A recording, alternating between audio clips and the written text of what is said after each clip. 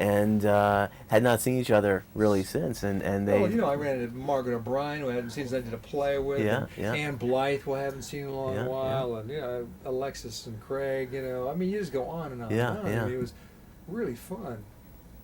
Well, great. I love this new picture. I think it's Armin's best picture. I Well, really do. he's only done 2, hasn't he? Or has he done more? He's done 2 theatricals and 2 that went to video. Okay. And he has one that's hasn't been released yet called Double Revenge, which is a western.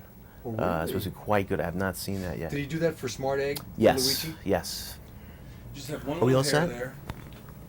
Perfect. All right. Yeah, just like that. Are we okay, Ara? I like Luigi. Have you met him? I've talked to him on the phone. He's yeah, very nice. sent him That's a that good script. company. I It see is. they're going to go far. I really, really feel that. Yeah, well, I think they can. They don't have to. I don't think go to. They have a good arrangement with the bank. I think in Europe, so Movie it's Overture. the usual I have a vagaries of project production now we're financing. just trying to acquire that I'm so excited about, and it would be something they could just kick the hell out of. Yeah, yeah.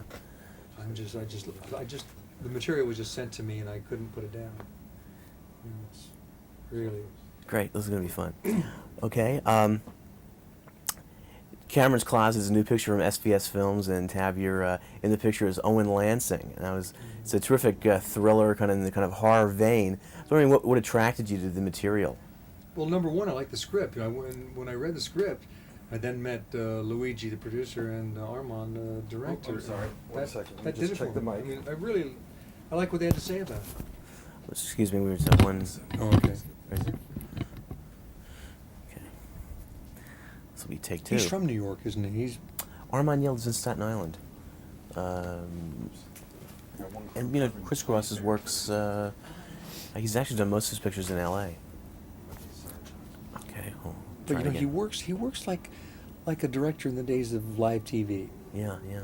You know? Ted, we're going to have to take it from the top. Yeah.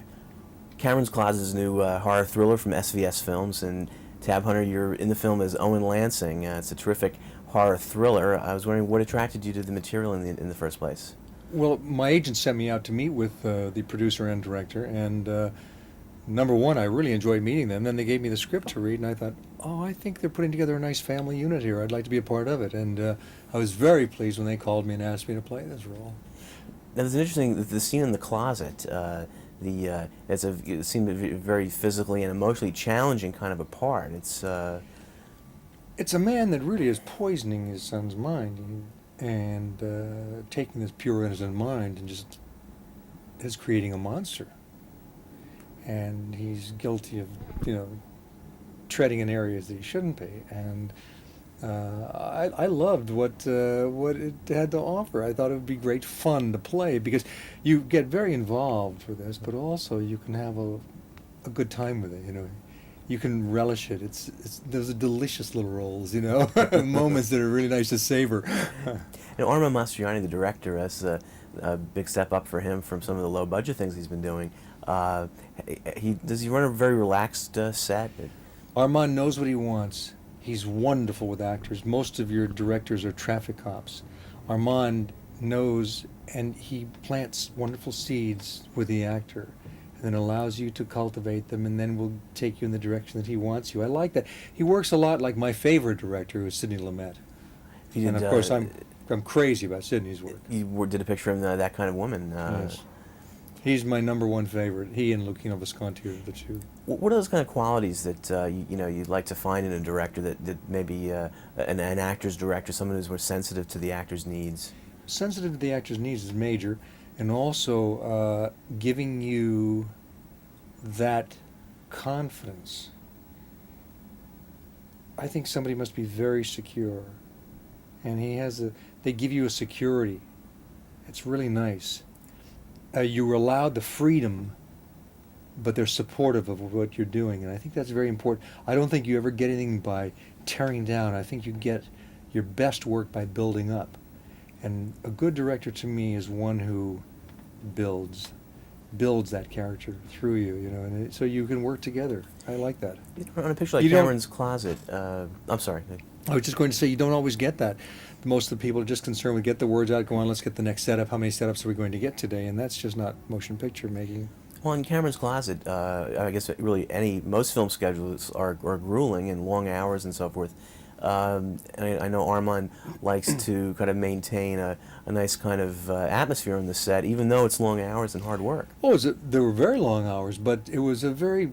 I use this all the time about a family. You put together a family of people. You know, the cast and crew. They were a family, and that's how it should be. I like that unit. I like that independent. I like the independent production because of that. If you don't feel pressured, no one can do their best work under pressure. You must be relaxed for it. Now, you were groomed in the studio system at Warner Brothers, which was a factory kind of situation, which is just the antithesis of what you're That's talking about. dead. Yeah. But at least they took the time, Yeah. and you worked with all kinds of people. You know, I liked the studio system in many ways. It was very shielding and protective in some ways, which is good and bad. But it also, the people that ran those studios were the decision makers. They were clean line in their thinking about what they wanted done. Harry Cohn would say, "Do it. I want her. I don't want him." It would be done that way. Now I think there are too many cooks in the kitchen. Well, you know, Dennis Hopper was on the show, and he was also at Warner Brothers at the same time you were. Same time. And has since, of course, gone on to work in independent films as you have. And he mentioned that, you know, the pros and cons of the system, that they did protect you. You did get the chance to do a lot of things and be around people like Bill Wellman and Raoul Walsh. Absolutely, and of course they would use you a lot. For example, when Jimmy Dean was tied up on Giant and they needed somebody, or on East of Eden with Kazan, they needed someone to test with Carol Baker, and George Stevens was doing the testing. They needed somebody to test with Carol Baker. I thought, my gosh, here's a great opportunity. I can work with a terrific director. Go ahead and do this. It'll be a wonderful chance to work with yet another person who you can learn something from. In those days, there were people like Natalie Wood at the studio, Paul Newman, of course Dennis, Mike Landon, people like that. Clint Eastwood. Clint, of course. Well, and when you take a look at Lafayette Escadrille, I stopped to think of it. I think of the heavyweights that were in that. There was, you know, Clint, David Jansen, James Garner, Tom Laughlin, just Will go on from Hutchins. there. Will Hutchins. Dennis Devine. Jody and- McRae, yeah. Bill Wellman Jr., and so forth. Now, Tab, you were born in New York and raised in San Francisco. Yeah, San Francisco and Long Beach, California.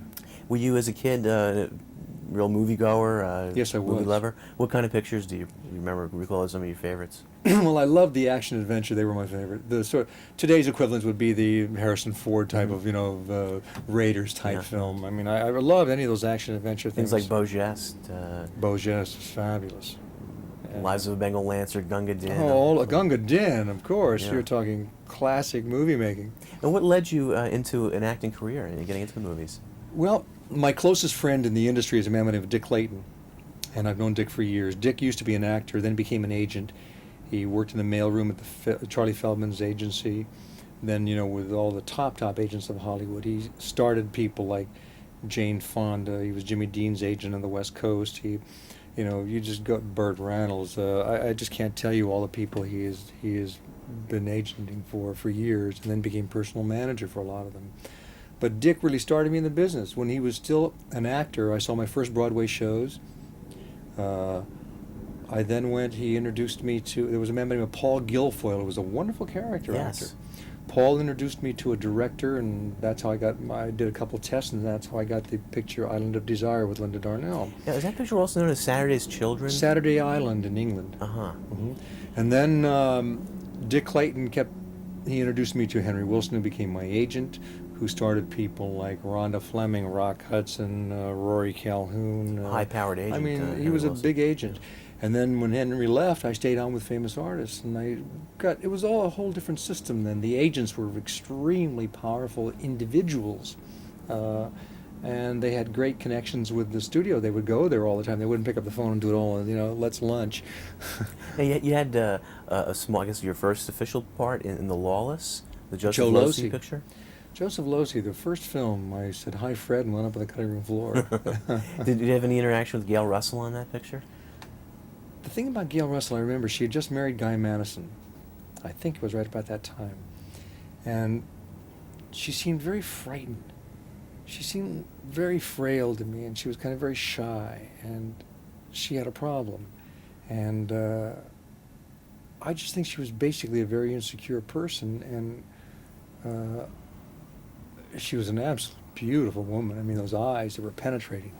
A charming actress, and it's a shame she. I think she was did a lot of tragic. Paramount, a lot of things Yeah, there. Yes, the with Diana Undivided. Lynn. Yeah, yeah. Hmm.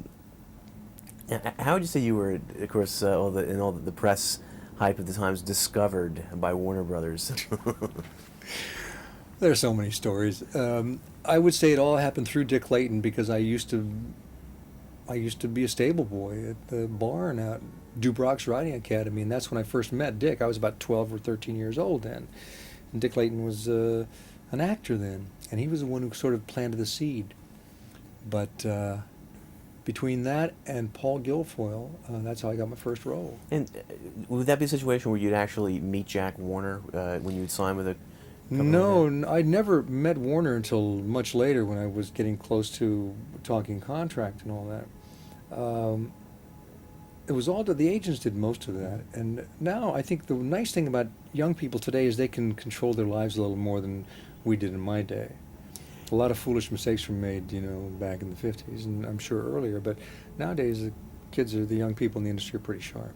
You did a terrific picture called Track of the Cat with Bill Wellman at Warner's, which is a really unique film in that he and Bill Clothier, the cinematographer, went after yeah. shooting a black and white film in color. That's right. The only color in it was Bob Mitchum's red The parka. And Diana Lynn's... some yellow. Yeah, it's a yellow scarf or something. Yellow blouse. Now, of course, Wellman is known as Wild Bill Wellman. Did you find him to be earning his nickname? I had a great... when I did Lafayette Escadrille, I had a wonderful relationship with Bill. I really, really liked him a lot. He was terrific. I'll never forget a wonderful story. Is the first time they didn't want craft services on the set, they decided to. Jack Warner had this huge coffee machine brought in where you have to put a dime in. And Bill Wellman said, "What the hell is this?" And he said, "Open up those soundstage doors." Boom, they opened up. He took it and he took the coffee and he rolled it down the thing and threw it out in the middle of the street. Said, "I'll be damned if any of my crew or cast are going to have to pay for coffee." Needless to say, from then on, coffee was being brewed on the set all day long. He was a great guy.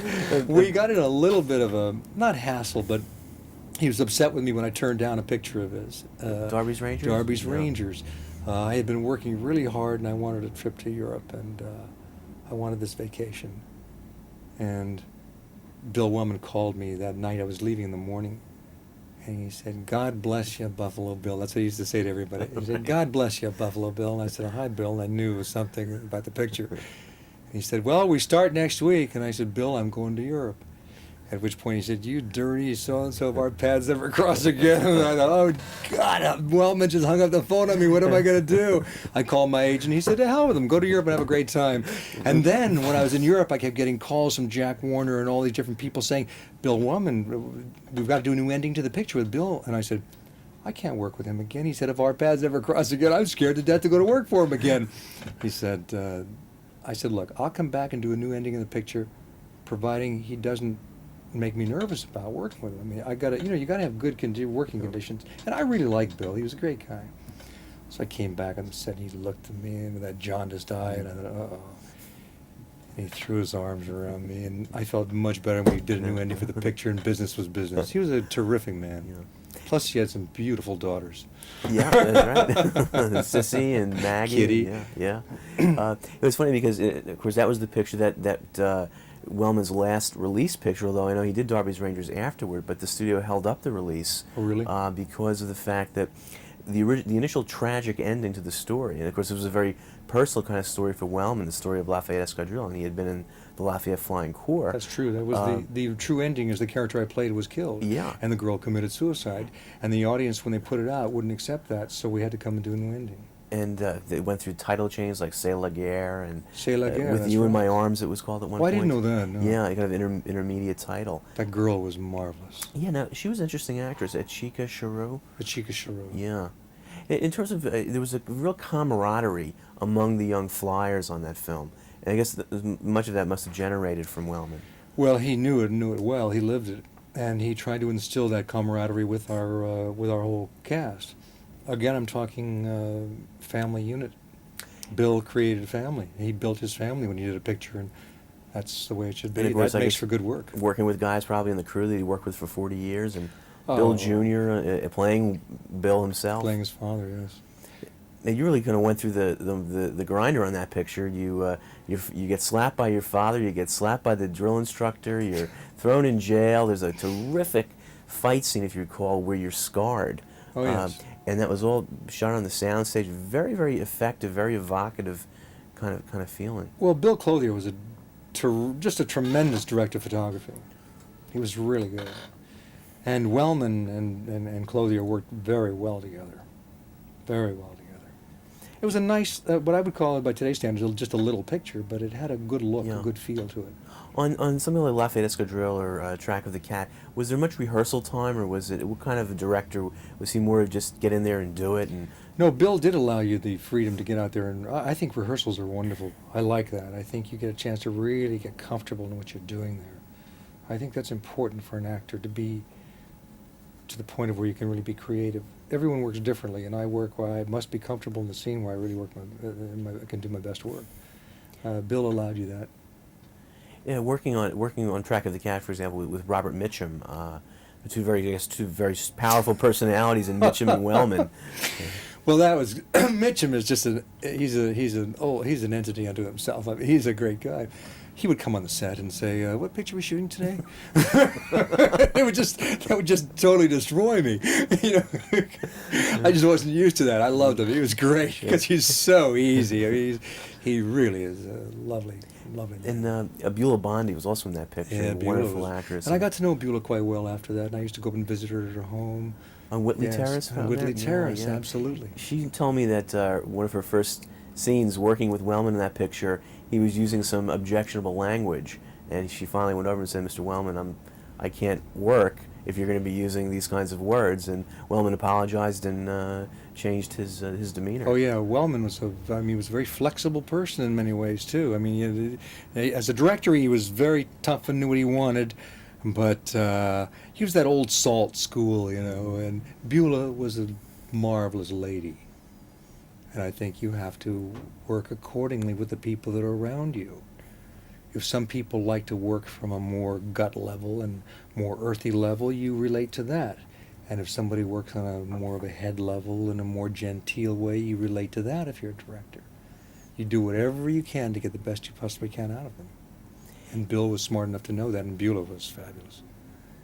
And now, again, getting back to Lafayette Escadrille, it's interesting because it's still a very popular picture. It's Really? playing on cable all the time. A lot of the kind of TBS, for example, shows it quite a bit. And All before residuals. in the days of the contract, did Bill actually put you up in the air at all? I know he used some stock footage on some of the dog fights, No. but did you ever have to go up in the No, in not those at those all. old machines? No, we had a wonderful man. I forget his name right now. Frank Clark, Paul Mance, or Frank Paul Clark? Mance. Yeah. Paul Manson, was that it? Paul Mance. Mance. Paul Mance. Yeah, yeah. He did all those, flying those Sopwith camels and whatever the other planes were. But the stunt work was excellent.